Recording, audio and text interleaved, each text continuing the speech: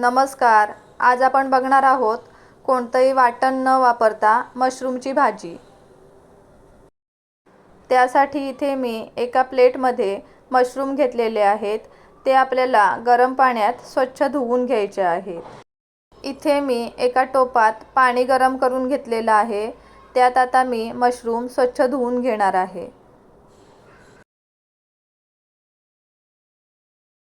Mushroom मी गरम पाण्यात स्वच्छ धुवून घेतलेले आहेत. आता ते आपल्याला अशा प्रकारे कट करून घ्यायचे आहेत.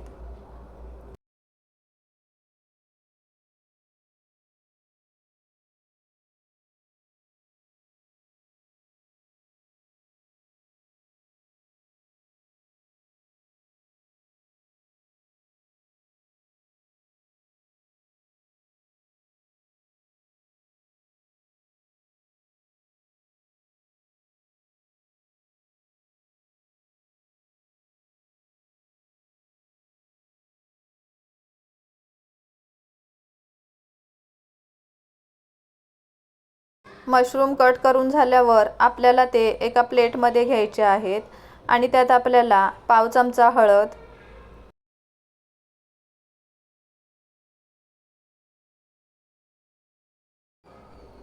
आवडीनुसार मिरची पावडर,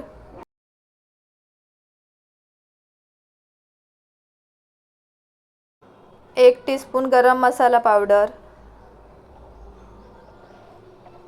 अर्धा टीस्पून पावभाजी मसाला, चवीनुसार मीठ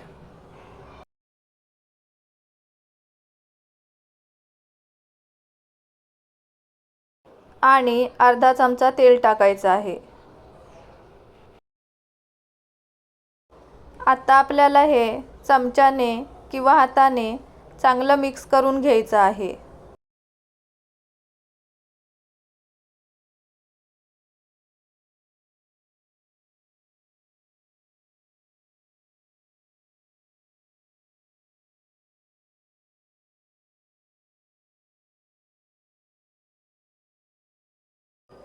आता आपल्याला गॅसवर टोप ठेवून त्यात 2 चमचे तेल घ्यायचं आहे.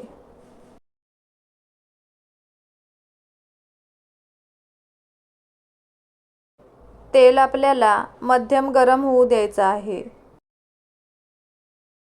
तेल मध्यम गरम झाल्यावर त्यात आपल्याला 2 ते 3 बारीक चिरलेल्या लसूण टाकायचे आहेत.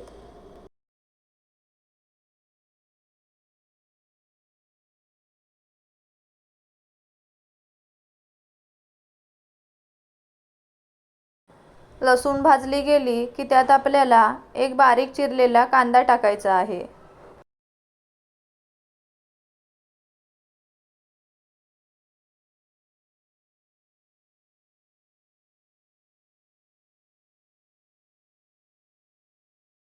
कांद्याला गुलाबी रंग येईपर्यंत कांदा मध्ये मध्ये पळीने हलवत राहायचा आहे.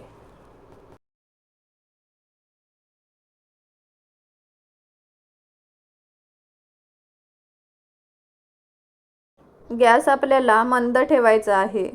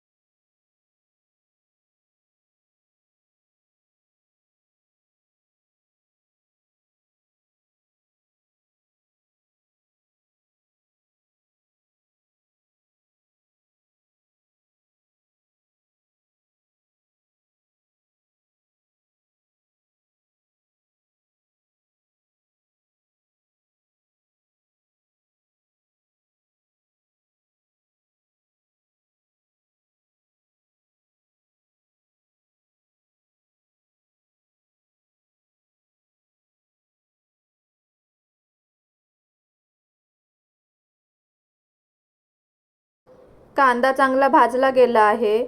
आता आपल्याला त्यात बारीक चिरलेला अर्धा टोमॅटो टाकायचा आहे. टोमॅटो मऊ होईपर्यंत मंद आचेवर परतत राहायचं आहे.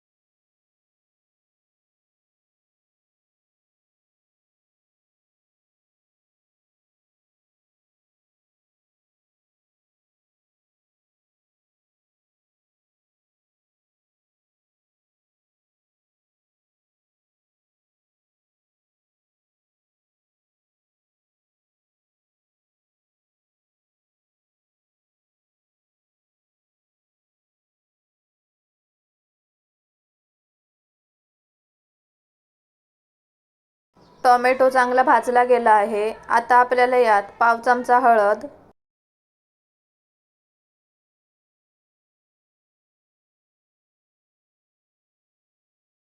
आवडीनुसार मिरची पावडर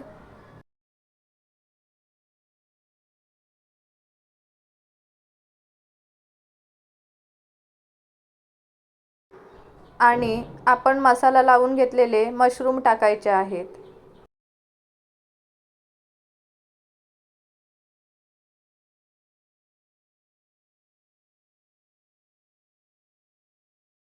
मशरूम टाकून झाल्यावर आपल्याला हे मिक्स करून घ्यायचं आहे.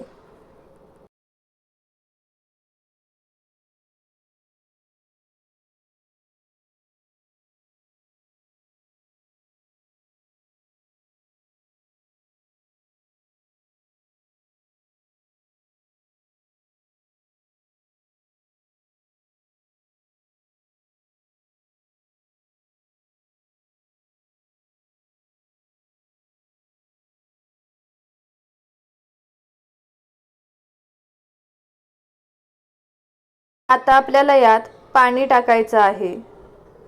पाणी आपल्याला कमी टाकायचं आहे. इथे मी 100 ग्रॅम मशरूम घेतले होते, त्यासाठी इथे मी अर्धा वाटी पाणी वापरलं आहे.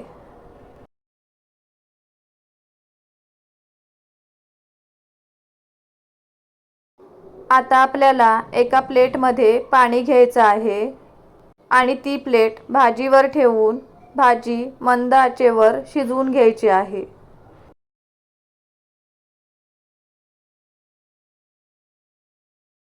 मध्ये मध्ये 4 ते 5 मिनिटांनी आपल्याला भाजीवरील झाकण काढून भाजी पळीने हलवून घ्यायची आहे.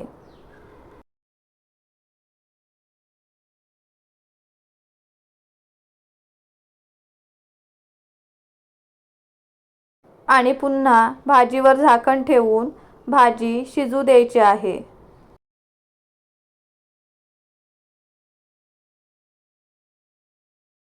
भाजी चांगली शिजली गेली आहे. आता आपल्याला यात बारीक चिरलेली कोथिंबीर टाकायची आहे.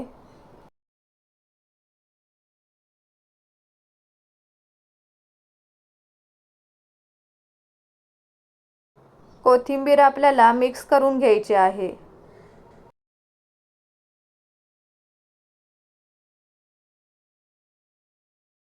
आता आपल्याला गॅस बंद करायचा आहे. आता भाजीवर झाकण ठेवून भाजी अशीच 10 ते 15 मिनिटांसाठी बंद गॅसवर ठेवायची आहे. तुम्ही बघू शकता, इथे आपली बिना वाटण मशरूमची भाजी बनवून तयार आहे. तुम्हाला जर माझ्या रेसिपी आवडत असतील तर व्हिडिओला लाईक करा, शेअर करा आणि अशा छान छान रेसिपी बघण्यासाठी चॅनलला सबस्क्राईब करा. धन्यवाद.